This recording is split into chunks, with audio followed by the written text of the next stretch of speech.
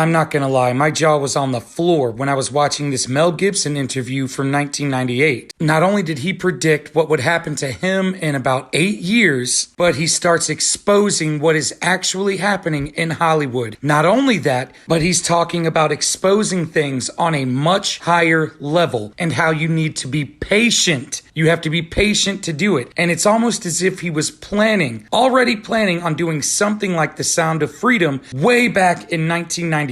And they ruined him for this shit. I promise you, what you're about to hear is gonna have you floored. Absolutely floored. Check this shit out. First time I really came over here, I had a whole bunch of weird paranoid suspicions about what the hell was going on because there was a lot of stuff I couldn't understand. Right.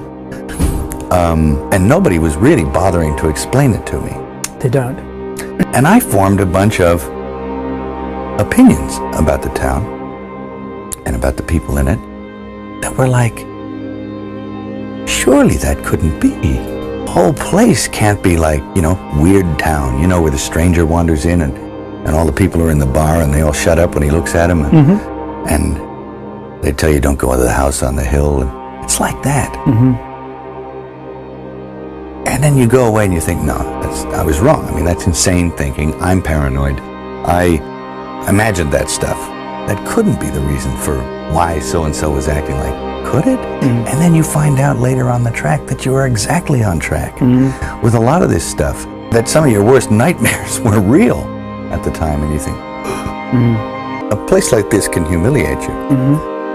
And it can humiliate you, it can be humbling. I mean, it does rip your life to pieces if you'll let it. Yeah.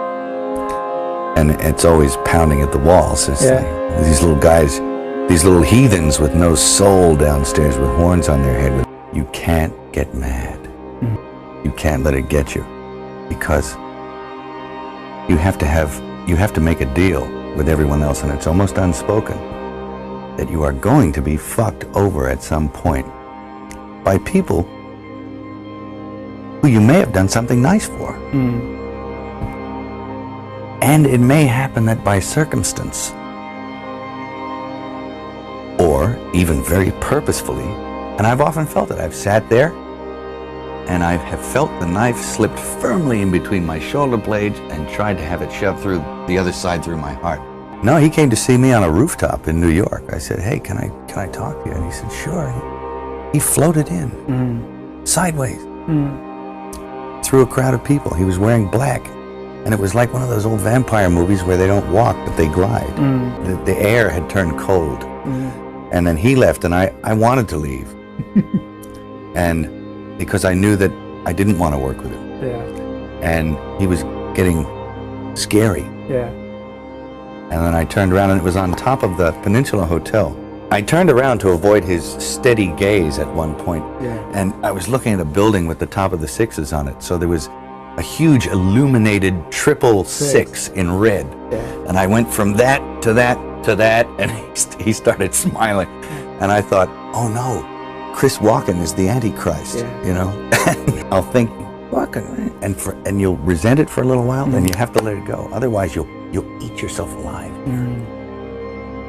And I think it takes that kind of cockroach resilience to survive in this town.